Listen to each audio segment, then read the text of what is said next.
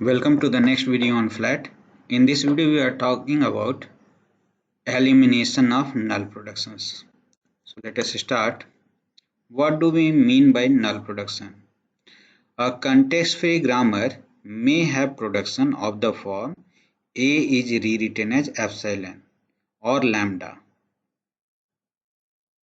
The production A is rewritten as epsilon is just used to erase A in the sentential form. Suppose you are having S is rewritten as like productions. S is rewritten as AAB and A is rewritten as epsilon. So what exactly happens in the sentential form? We are going to use this thing, and next by using this production, that is a null production, we erase A, that is A epsilon B, which is nothing but AB. Fine. So the production A is rewritten as epsilon is used to just erase A. And this type of production is called a null production. Left hand side A is what? Variable on non-terminal, and this is the null epsilon. Okay. Now we are going to talk about nullable variable. A variable A in a context-free grammar is nullable if it derives epsilon in 0 or more steps. Suppose we are having like this, S is rewritten as ABC and A is rewritten as epsilon, B is rewritten as epsilon and C is rewritten as epsilon. So definitely these are nullable, and by application of these production in the given production S is rewritten as ABC, we can see that S is deriving null. So this is substituted by this epsilon, again B is substituted by this epsilon, C is substituted by this epsilon. So S is deriving epsilon in 0 or more steps, so S is also nullable. Okay. Now how do we construct equivalent grammar in which no null productions are present?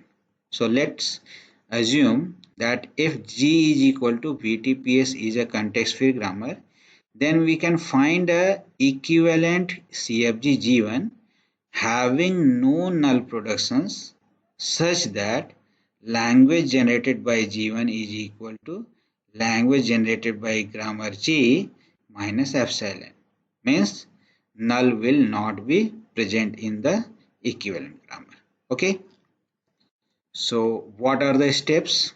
First step, we have to find out the set of nullable variables. As we have defined earlier, nullable variables, all such variables which are deriving epsilon in 0 or more steps are called nullable variables. So in the step 1 we are constructing the set, and step 2 is the construction of production rules.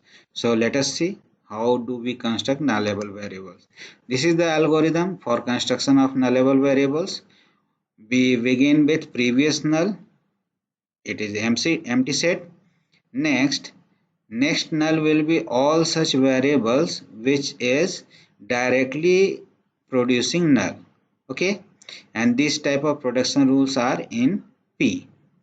Now we have to check whether previous null is equal to next null or not. If it is not equal to, then we have to perform this thing. What?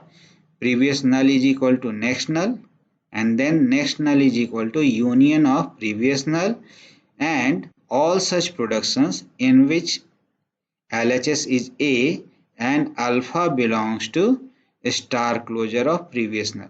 Meaning what? Just all the variables which are nullable in first step that we have already assigned, we have to check whether the combination of those variables are appearing on the RHS or not. Okay, and this is repeated till this condition becomes false. And lastly, what we find? The nullable set, nullable v is equal to next null. So this we are going to use for construction of nullable, the set nullable variables. Next, how we are going to construct production rules? So any production whose RHS does not have any nullable variable is included in P1. We are going to include all such production rules in which RHS is not containing any nullable variable. Now, if A is rewritten as x1, x2 till xk is in P, the productions of the form A is rewritten as alpha 1, alpha 2 till alpha k. These are included in P1 where alpha j is equal to xi if xi is not nullable variable. Okay, and alpha I is equal to xi or epsilon or lambda if xi belongs to the nullable set. That is, if it is nullable, then we have to replace this by xi itself or epsilon, provided we are not going to substitute all alphas at once. That is, we are not going to see like this situation that it is becoming lambda. Okay, so this is going to be playing one important role in construction of production rules. So let us consider one example. You are provided with a grammar G is equal to VTPS and production rules are as such. Okay, so here production rules are what? S is rewritten as AS or S is rewritten as AB, A is rewritten as lambda, B is rewritten as lambda, D is rewritten as B. We have to construct a grammar G1 without null productions, generating the language generated by the grammar G, and the difference is what? Of this lambda. So lambda is not the part of this grammar, this language. Okay, so what we have to do? We have to apply step 1 first. In step 1, what we are doing? We are going to find the set of nullable variables. So if you see the algorithm, we are going to use this set: previous null, next null and nullable. Fine. So let us come here. Previous null. Okay. And next null. Just look at the algorithm and apply the algorithm. So initial this is empty. Next null will be all such variables which are directly producing null in the production rule. So here you can see here A and B are directly producing null. So in the first step, what you have seen, AB is in the next null set. Now compare these two sets. These are not equal. Means what? Condition is satisfied. That is, previous null is not equal to next null. So we are entering in the loop. We are going to assign the next null value into previous null and then try to calculate the value of next null. So let us come. So we are assigning these things in previous null. Next null will be AB union, that is previous null union all such variables in which the RHS is constituting the combination of these two variables. So if you see all the productions, you are going to see that this production S is rewritten as AB is satisfying that condition. So what we are going to do? We are going to take union of these things. So S, A, B. Again we compare these things. So AB and SAB are not equal. That's why what we do? We again assign these things in previous null. So A, B and S, A has been assigned to previous null. Now you can see here that SAB union, any such combination apart from this, you are not going to see in the production rule. So the set is empty. Now you are having SAB in the next null. You can see that these two sets are equal.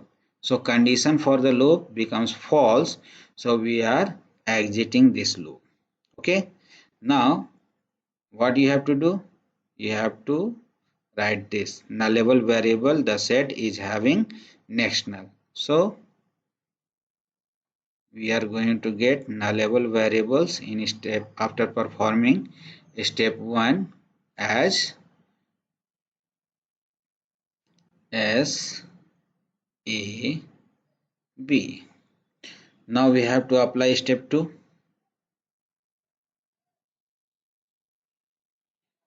So step 2 talks about, just see, we have to construct the production rules, and construction of production rules, any production whose RHS does not have any nullable variable is included in P1. So first part, just see this production not having any nullable variable, this is included. Okay, so D is rewritten as B. Now the second is the important point in which we have to say whether the production rules are as such that RHS contains some nullable variables. So what we have to do?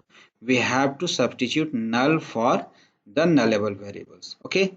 So you are going to get multiple production rules for a single production rule like this.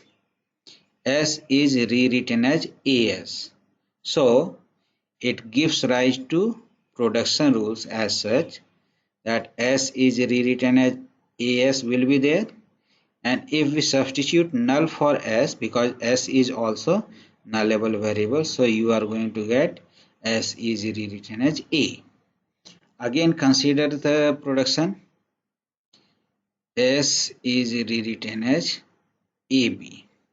Now what we have to do? We have to include this production. A and B are nullable. So we are going to substitute one by one null for these variables, but not simultaneously. So you are going to get S is rewritten as A and S is rewritten as B. Okay.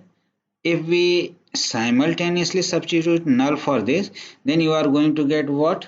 S is rewritten as null, and this is not accepted. So what you have to do?